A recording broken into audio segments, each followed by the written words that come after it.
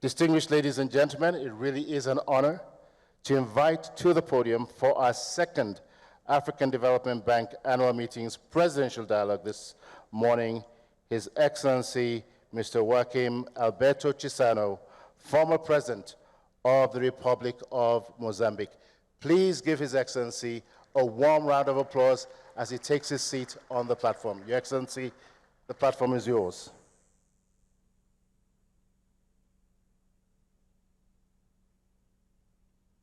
And President Chissano will be followed by His Excellency Mr. Prosper Bazombanza, the Vice President of the Republic of Burundi, representing His Excellency Mr. Evariste Ndayishimiye, President of the Republic of Burundi. Please give him a warm welcome.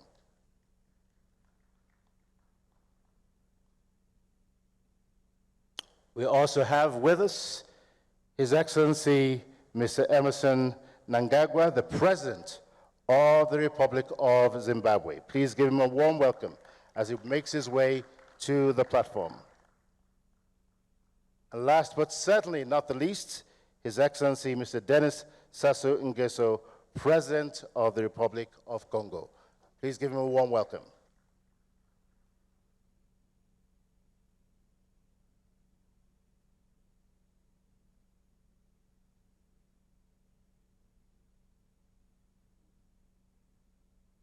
I have just been informed that we have been joined by the President of Somalia. Please give a warm welcome to Mr. Hassan Sheikh Mahmoud, President of the Federal Republic of Somalia. Your Excellencies, welcome to the second presidential dialogue session. It's a pleasure having you with us this morning. Now, our first question goes this morning to Your Excellency President Nguesso. Several leaders, including Dr. Adesina, have called for new metrics for measuring the wealth of our respective nations. And President Russo just spoke about that a few moments ago. And that this should not just be based on GDP alone. What, to your mind, will be the benefits of properly valuing natural capital of African countries? What difference would that make, Your Excellency? Merci. Je voudrais d'abord remercier mes frères et amis, le président Ruto et le président Adesina qui ont eu l'amabilité de nous inviter à prendre part à cette importante rencontre. Et en réalité, nous n'aurons pas beaucoup de choses nouvelles parce que tout a été dit. Et je crois que nous nous accordons tous pour dire que le poids des dettes plombe totalement les économies africaines, le poids des dettes, les taux d'intérêt exorbitants et freinent le développement. Et nous convenons tous ensemble que l'Afrique, si elle n'a pas des infrastructures de base, par exemple les communications, les routes, les chemins de fer, les voies navigables, et comment pourrait-elle faire fonctionner la ZLECAf? Le président Ruto parle de commerce à l'intérieur de l'Afrique. Ce commerce ne peut pas se faire sans les infrastructures. Et on dit ces derniers temps qu'il y a près de 600 millions d'Africains qui n'ont pas accès à l'électricité. Et je salue le président Adesina qui nous a annoncé que d'ici peut-être 2030-32, quelques 300 millions, je me trompe peut-être des chiffres, Africains pourraient avoir accès à l'électricité. Alors, vous posez le problème de nos ressources naturelles. Et les frères ici en ont parlé. Oui, l'Afrique regorge de ses ressources naturelles, mais elles ne sont pas prises en compte dans l'évaluation du PIB et des économies africaines. C'est là la question. Je prends un exemple concret. Le bassin du Congo et des réserves forestières immenses. Les tourbières du bassin du Congo. La contre-valeur qui résulterait de ces réserves forestières, des tourbières du bassin du Congo, si elles étaient prises en compte dans l'évaluation des richesses des États, le PIB de ces États serait placé à un niveau qui permettrait aux États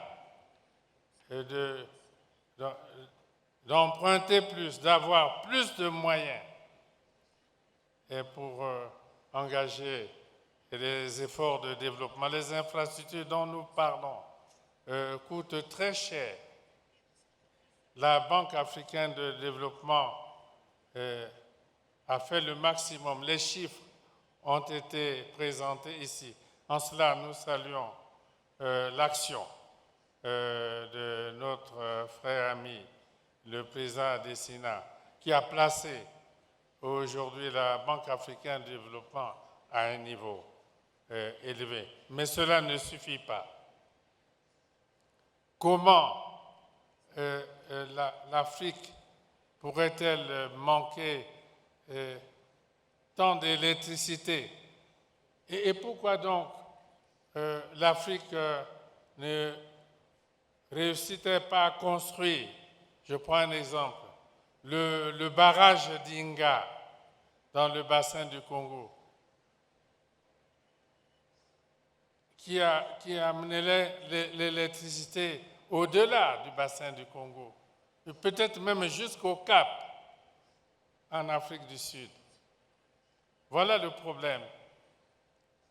Évaluer les richesses naturelles de l'Afrique, des États africains, et les intégrer dans le PIB et de ces États, et je crois que cela donnerait de plus grandes possibilités de financement des efforts de développement de l'Afrique. Et ce combat, nous devons le mener. Et j'invite le président Labad à se joindre à un certain nombre de dirigeants africains pour que cette bataille soit menée immédiatement, que nous ne passions pas notre temps qu'en parole. Et je dois aussi demander au président Ruto, parce que l'année dernière, au mois de juin, nous nous étions retrouvés à Paris pour parler de la même chose, le nouveau pacte financier, c'était cela le thème, le nouveau pacte financier mondial. Et à cette occasion, le président Ruto avait fait une déclaration magistrale. Je crois qu'il avait même été intégré au groupe qui devait, je crois, concrètement réfléchir sur ces réformes. J'interpelle là le président Ruto, malheureusement, mais il pourra même reprendre la parole pour nous fixer où en sommes-nous avec tout cela, pour que nous ne passions pas notre temps en discours et en paroles, et puis les actions concrètes ne suivent pas. Merci beaucoup. Thank you very much, Mr. President. You make an excellent point here, the need for a reevaluation of the value of our natural resources, with the paradox being that we're resource rich, but GDP poor. President Nangagwa, as a leader whose country is going through a debt resolution process, in your view, what is the main weakness with the current framework for debt resolution? You've faced a number of challenges in the last few years, but what would you consider to be the main weaknesses of the current situation that you're dealing with? Well, thank you very much. May I first express, on behalf of my delegation, the warm reception we've received since our arrival here, this beautiful city, Nairobi. The problem that faces Africa, we have the history of colonialism. That history has burdened independent African countries for a long time. I believe that very few countries have shaken off the burden of colonialism after independence. For a long time, independent African countries continued to focus in terms of relations to their former colonial masters. It is now, in recent history, that we have begun to collaborate as African countries among ourselves, changing focus from the former colonial masters, relating to ourselves. Africa as a continent has resources enough to develop, modernize, and industrialize our continent as a people. But it has taken us long to shift from the focus of believing that our development must be linked to our former colonial masters. Africa has resources that, if we correctly focus on the domestic resources we have on the continent, we have the resources to develop our countries. Most importantly, in my view, since the Second Republic in Zimbabwe, we have decided that to develop our country, we must embrace science and technology. All our universities in Zimbabwe now have a serious bias towards science and technology, because we realize that the countries that have developed have done so on the basis of science and technology. We have introduced focus that in the past we had graduates from our universities who spoke English very well, but did not produce a product. So it is critically important that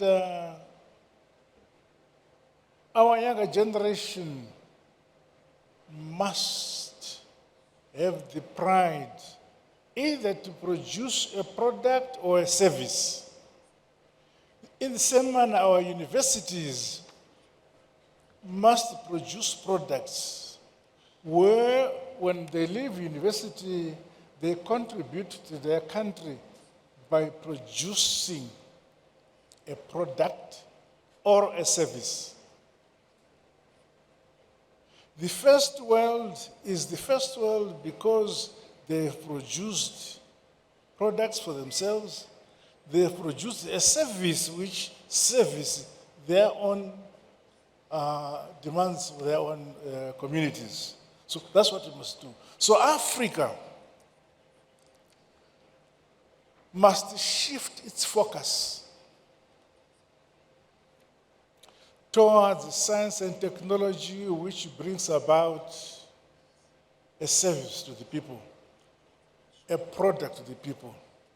The things that we need, yes, there is the philosophy or the understanding that you cannot invent the wheel. But it is necessary that we change our approach to development and modernization by embracing, in fact, as a continent, we have everything at our disposal to modernize, mechanize our agriculture, our education system should produce students who, when they leave university, they should have the pride that they have the capacity to produce a service for their country. They have a pride that they are producing products for their country. And that way, without much reliance on Europe, Asia, whatever, but exchanging scientifically the resources and knowledge among ourselves as African countries, I can see our country developing very, very fast. It is, in my belief, that those countries in Africa, on the African continent, who are doing well, they are doing well because they have internal domestic focus. What do they have? What can service their needs at the domestic level, as a country, as a people, both in terms of products and in terms of services? And if we all collaborate as an African country, as a continent, I believe that our pace for development and modernization will be faster. But if we continue to develop our countries in silos, it will take longer. In the past, for instance, which our founding fathers were able to move away from, if a delegation was leaving Mozambique wanting to come to Angola, they would first go to Portugal, to Europe, and then come down to Angola. And yet, we should have the means to fly directly from Mozambique to Angola. If we wanted to go to Ghana, we'd first fly to London and then come back to Africa, to Ghana. That shows how disconnected Africa was. And we must begin to have internal connections by ourselves. And as a continent, I believe that my dear brother here, Sesengeso, spoke about the possibility of generation of power in the Congo, which would service the entire African continent and even have access for Southern Europe on the Congo River. But to achieve that will require the collaboration of the entire African continent to put resources to achieve that which is possible to service Africa. But now, we work in silos and look forward and look up to Europe or some other former colonial powers to service and develop our own region. Okay. I'm happy that now there's a crop of African leaders who now focus on the collaboration of the developing of our respective countries by collaborating among ourselves. It could be in agriculture, it could be in education, and so on. For instance, in Zimbabwe, for all along, we were relying on importing wheat from Ukraine throughout. And yet, it is possible to grow enough wheat for ourselves. When we looked at it and said, how much wheat do we need per year and how much hectares of land do we need per year to grow the wheat we want? That same application, that same approach can apply to every single African country. The continent has land enough, arable land enough to produce food for Africa and surplus. But we don't do it. You still have countries in Africa who import food from Europe. Why? Because we have not broken that link between past colonialism and independence. It is still lingering in the minds of those who have not been able to move away. So, platforms like this one, where we share ideas, it is my belief that they're very useful because then we realize that if we collaborate, we have the chance of developing our respective economy far more than when we work in silos. For instance, the former colonized countries by Britain or the Anglo side of the Anglo former colonies speak to themselves. The French speak to themselves.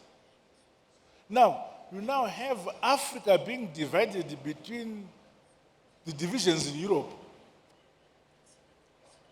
The English on their side, the French on their side, and they bring that baggage to us. As we are here, I need somebody if I want to talk to my brother who speaks French and I speak English, we need an interpreter. So we must find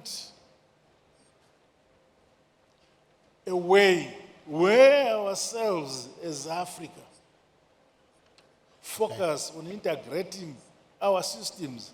Let us in Zimbabwe learn languages so that we can speak to Mozambique, we can speak to the Congo. But no, we have to master English or French, foreign languages in Europe in order to speak to ourselves in Africa. My brother here, President Ruto, speaks Swahili. Swahili is spoken in many countries. Why don't we speak Swahili or make Swahili a national language so that we can speak to each other? But no, We find pride in speaking English or French. You see? So you get married to a beautiful woman because you speak good French or good English. If you continue to speak your own domestic language, your own language, no one, they think you are primitive. President Nangwa, we're going to have Thank to you very move much. on- Okay. we're going to have to move on to the next panelist, but you've made quite a number of points here that I think the major takeaways for us is really a shift in the consumer mindset to a production mindset, greater self-reliance, and interconnectedness and collaboration. So thank you very much, Your Excellency. I'm going to come next to President Sheikh Mahmood. Climate and global shocks have become major deterrents to sustained and predictable growth and transformation. So what concrete actions are you taking to ensure that Somalia is able to withstand the proverbial storm and build resilience in spite of these shocks? Thank you very much. First of all, let me follow my other colleagues to thank His Excellency President Ruto, the people and the government of Kenya for the warm reception that we received here in this August city of Nairobi. Regarding the question that you said, yes, true. Somalia is a country that has been in a very unique situation for a couple of decades now. But there has always been a progress that the country was making. Of course, we say we are slow. We deserve to do much faster progress than we did. The challenge, the phenomena of climate change is a global, continental, and regional, and it is a reality. No one can deny today we are living with it every day and all days. So in Somalia, the fragility phenomena is among the challenges that we're facing. Very fragile country with fragile institutions. This has been complicated or compounded by successive years of droughts, followed by another year of El Nino and floods, and then regional infestation of locusts. So this makes the country face more complex challenges than ever. In that line, Somalia is now, for the first time in this history of 60 years of statehood, established the first Ministry of Environment and Climate Change for the first time in 2022 when I came back to the office. Now our main focus is addressing, establishing, and capacitating the institutions that address the climate change effects on the country. These institutions, some of them were existing, some of them are emerging now. Capacitating those institutions and partnering with the private sector and mobilizing the society, raising the awareness of our people are the main tasks that we are doing right now. The challenges are too many, a limited fiscal space. We are responding that by increasing our local revenue. And since we reached the debt clearance and the heavy completion point recently, only a couple of months back, we are starting to also put in place the mechanisms to access the financial institutions so that we can invest and fund our development or economic growth engines. With all these complexity and challenges, Somalia is also struggling and fighting and enduring terrorist groups that have been there more than a decade now. In all indications, whether it is the recovery of the territory, expanding the state and the governance institutions throughout the country, Somalia has made certain progress, but very far away from where we are willing to be. So the challenges are too many, but the opportunities are too many as well. Somalia succeeded to come up and build its financial institutions so that the international financing institutions accept it, and the debt clearance has been achieved at the HIPIC completion point. And we have been lifted an arms embargo that was in the country for more than 3 decades. Somalia is soon going to join the United Nations Security Council as a non-permanent. All these are indications that the country is moving. But the issue of the climate is an obstacle and a hindrance in the path to recovery. So focusing on our strategic developing and growing our strategic resources areas like agriculture, blue economy, and particularly the livestock that we excluded from the agriculture is also moving forward. The export of Somalia is increasing, still at infancy level, but increasing by the year. That all are indications that our institutions and state building is improving very fast. Still, the challenge of fragility is still there. Somalia making all those steps just to address the challenge of the climate change. We lost a huge number, more than 3 million livestock herds for droughts and for floods. Stocks of our livestock has been, floods have been washed to the sea. And the limited agriculture that we established also moved away. And the limited infrastructure that we have has been washed. So we are restarting again as we started from scratch earlier. Now in many areas, again, we have to, the climate change, the challenge among them is also demographic change. A lot of rural people are losing their livelihoods, and they are just coming in the urban areas as IDBs. Many of them will never go back because there is no reason to go back, and there are no life to go back because they lost the livestock, they lost the facilities. So climate change is not only hindering, but it's changing the demographic structure of the country as well. All these multiple challenges we're facing, but still with our motto of Somalia in peace with itself and in peace with the rest of the world is also a major achievement that we have seen its products right now at an initial stage. We brought our people together back. We're moving forward as achieving a common purpose. That is the Somalia of today. Thank you.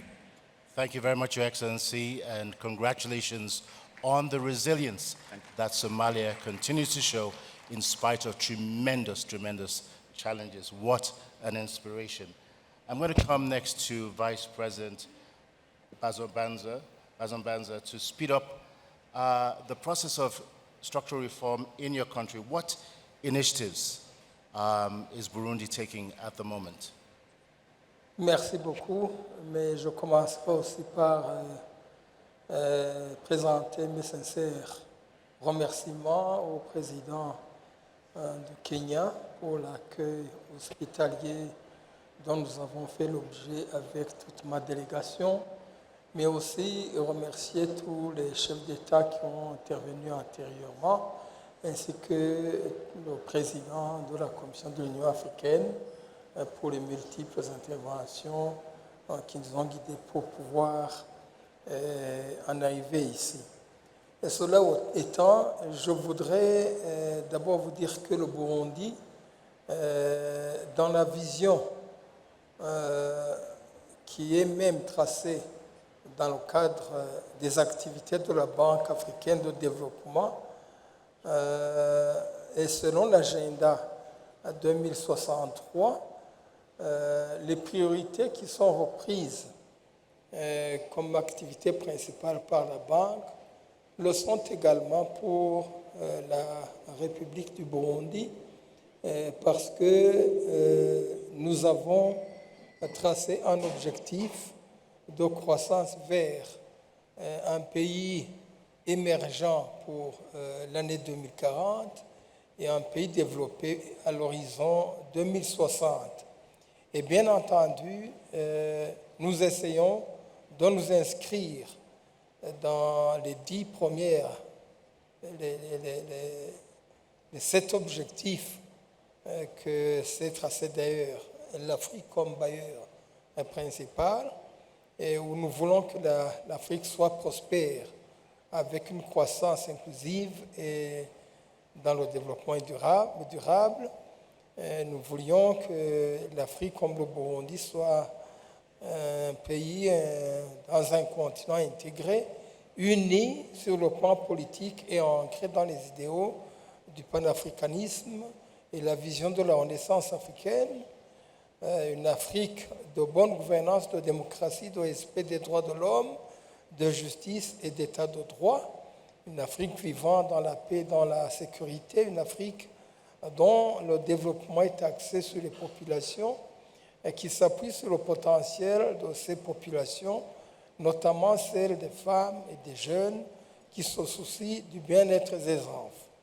Une Afrique qui agit en tant qu'acteur et partenaire fort, uni et influent sur la scène mondiale. Mais aussi, la transformation de l'Afrique et la réforme de l'architecture financière mondiale sont étroitement liées. Ici, je voudrais m'en revenir à développer comment nous sommes en train de lutter contre les défis économiques de développement qui se pointent devant le pays. Et le Burundi ici fait face à des défis économiques importants, notamment une dépendance à l'égard de l'agriculture, une infrastructure encore limitée, avec des initiatives de développement soutenues par la Banque africaine de développement et d'autres partenaires au développement qui sont cruciaux pour stimuler la croissance économique et réduire la pauvreté. Et nous devrions aussi noter la participation à la BAD et à d'autres initiatives régionales. Et ici, le Burundi, comme membre de la Banque africaine de développement, participe à ces programmes et initiatives de développement. Mais il pourrait également être impliqué dans d'autres initiatives de développement visant à renforcer l'intégration économique et le développement en Afrique de l'Est. Alors, ici, comme activité proprement dite, nous devrions signaler que le portefeuille des opérations en cours par la Banque africaine de développement et cofinancé par le gouvernement et de 21 projets dans le secteur public qui totalisent un engagement d'environ 500 millions de dollars, mais avec un taux de décaissement qui est encore faible malheureusement, qui est de 37,5%. Et la répartition sectorielle du portefeuille indique une prédominance des infrastructures parce qu'il représente 76%, dont 47% pour le transport et 37% pour l'énergie, suivi par l'agriculture à hauteur de 9%, du social à 6%, de la gouvernance à 0,5% et les finances à 0,9%. Le portefeuille du secteur public national comprend, lui, 12 projets pour un montant d'un engagement d'à peu près 114 millions d'unités de compte, avec un taux de décaissement qui se situe à hauteur de 44%. Par ailleurs, le portefeuille du secteur public régional comporte 8 projets multinationaux d'un montant d'à peu près 260 millions d'unités de compte pour un taux de décaissement de 33%. Et ces projets régionaux visent à renforcer la connectivité entre le Burundi et d'autres pays de la sous-région d'Afrique de l'Est d'Afrique centrale et du Sud, notamment les pays frontaliers comme la Tanzanie, le Rwanda, la RDC et au-delà jusqu'en Zambie. Et au niveau du secteur privé, le portefeuille comprend pratiquement une seule opération, à savoir le projet de facilité de garantie des transactions commerciales de la Banque commerciale du VoD pour un montant d'à peu près 4 millions. Ici, je dois améliorer qu'il y a une nette amélioration qui s'observe au niveau des indicateurs du portefeuille parce que les taux, comme je l'ai dit, décaissement encore faibles vont quand même en s'améliorant d'année en année. Thank you, Mr. Vice President. I know that there's a lot that is taking place in your country, lots of transformations, but just because of the limitations of time, we do have to move on to our next panelist. I'm getting a signal in my earpiece, so I do have to come to His Excellency, President Joachim Chissano, for the next question, and we'll provide very short comments to close out this round. Unfortunately, we've run out of time. President Chissano, you've played a globally recognized and acknowledged and much appreciated role in championing debt arrears clearance for countries facing debt challenges on the continent. To your mind, what can and should Africa do to improve its debt situation? You've been involved in several negotiations, several discussions. If you wouldn't mind sharing your experiences with us, that would be much appreciated. Thank you, Excellency. I would like to start from where I thought I would end, if we had time, is to say that the ADB has to be congratulated. As far as what regards Mozambique, is for what they have done since 1977, when we established partnership. At that time, the other institutions were more powerful, were shy, were shying away from us. And there were many reasons why. It's because we never had stability in the country after independence proclamation in 1975. And and also there was this Cold War, but ADB came and became our partner, reliable partner. And I congratulate ADB also because of what they have done for Africa in general. And at present, we see the role played by President Adesina, who is my younger brother. And he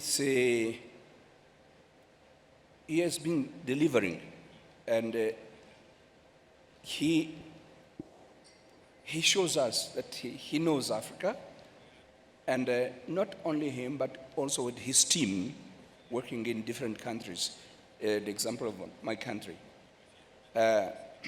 So I would like to take this opportunity to say congratulations, but we are celebrating 60 years of ADB, and it was not always additional.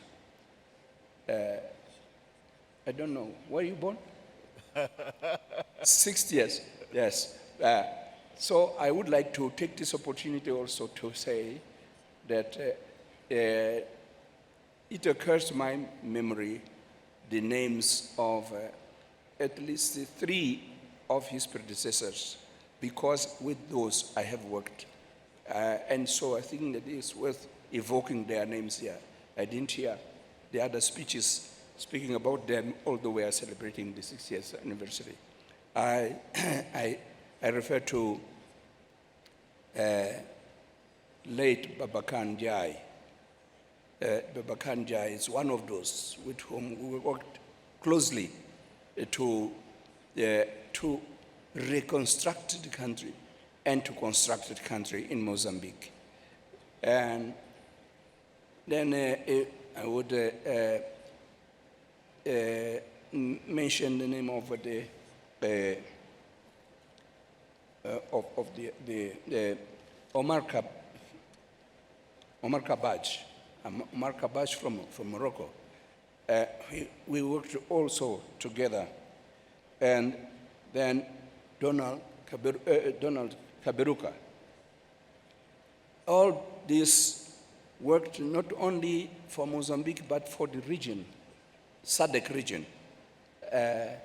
And at that time, we were having this spirit of collaboration, and infrastructure were mentioned here by President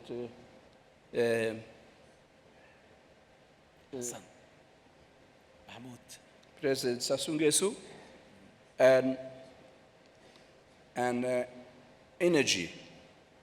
At that time, the problem was coordinating efforts on infrastructure, railways, roads, dams, electricity, or infrastructure necessary.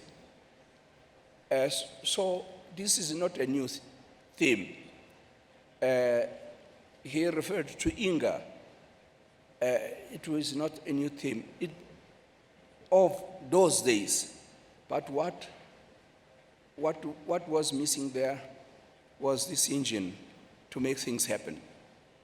So what I could advise is to the ADB to be that engine to make things happen. We are having here ministers of finance. The ministers of finance are more practical than we. I was Minister of Foreign Affairs.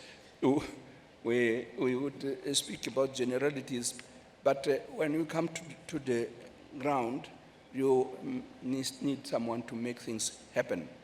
So the ideas which we heard here start from far beyond, like when we joined the United Nations in 1975. What I found there was the discussion about a new economic order. And that idea of a new economic order vanished, I don't know why.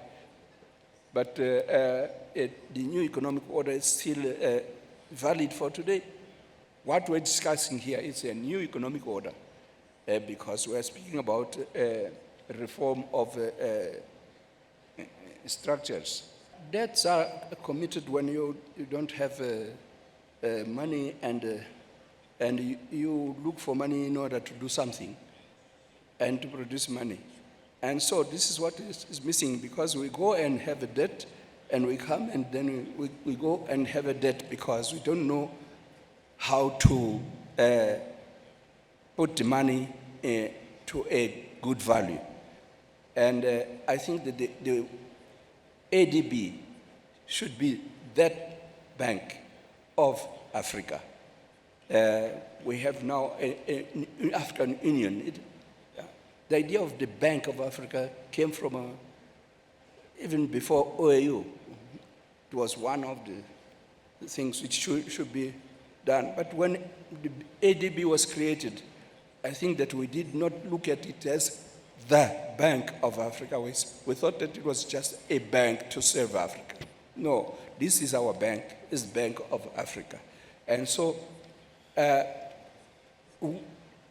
we have to have ways of using this bank even to help the fragile states so that they have institutions which work, which can create jobs, so that we have the productivity, so that the little money we have, it multiplies.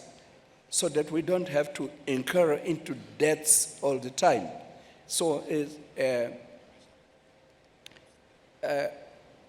Mozambique is one of the countries which was forgiven. The debt was forgiven in my time when I was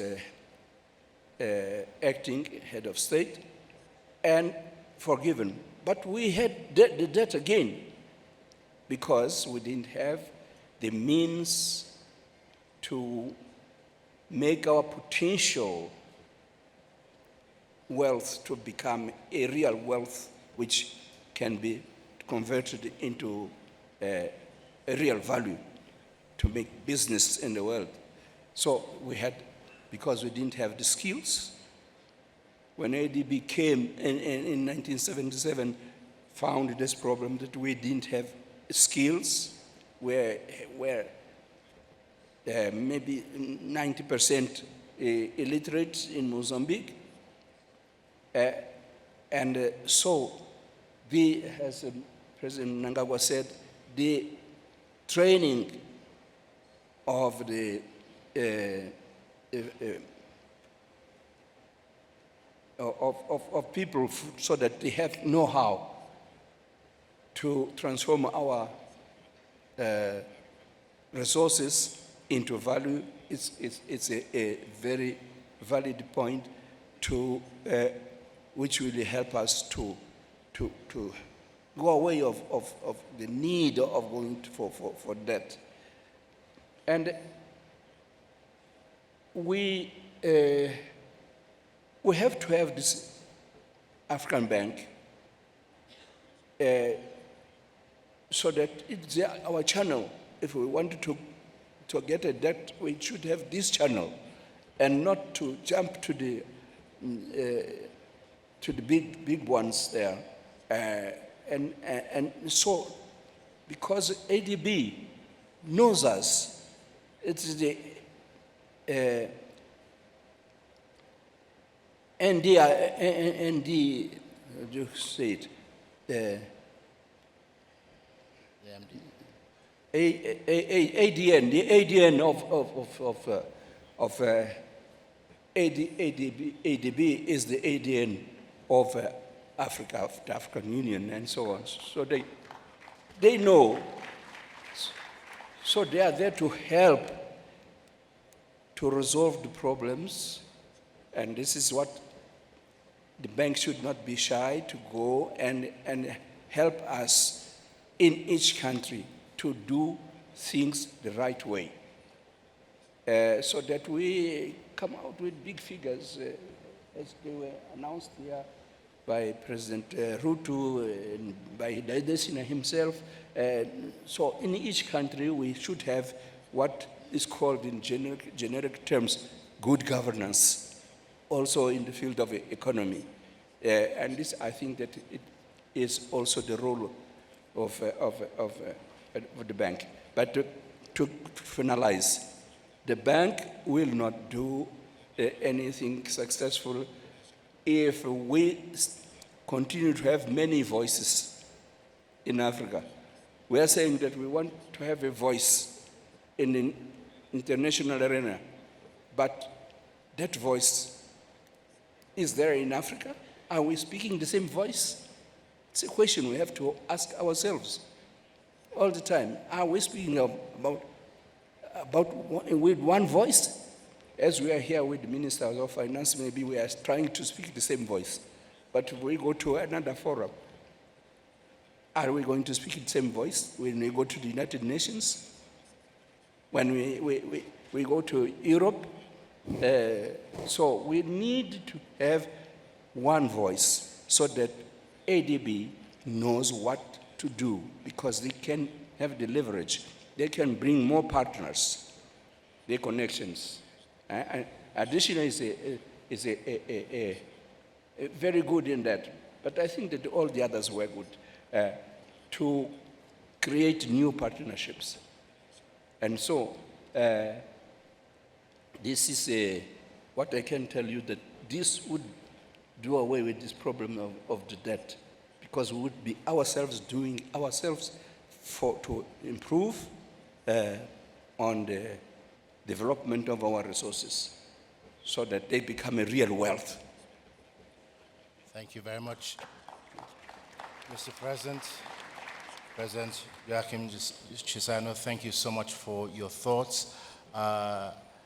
Distinguished presidents, unfortunately we've run out of time and we do have to go on to the next panel, but we want to thank you most sincerely. One, for gracing this occasion, for taking time out, and for your very thoughtful ideas about moving Africa's agenda forward. We do not take it lightly. We appreciate your presence here and the excellent ideas and thoughts that you have provided us with in your respective countries. We wish you all the very best as you continue to lead and transform your countries. At this note, I'd like to say a big thank you to President Sassou Nguesso, President Emerson Mnangagwa, President Hassan Mahmoud, Vice President Prosper Bazombanza, and our dear President Joachim Chissano. Thank you very much, gentlemen and Mr. Presidents. We really, really appreciate your contributions today, and we wish you all the very best. Thank you so much.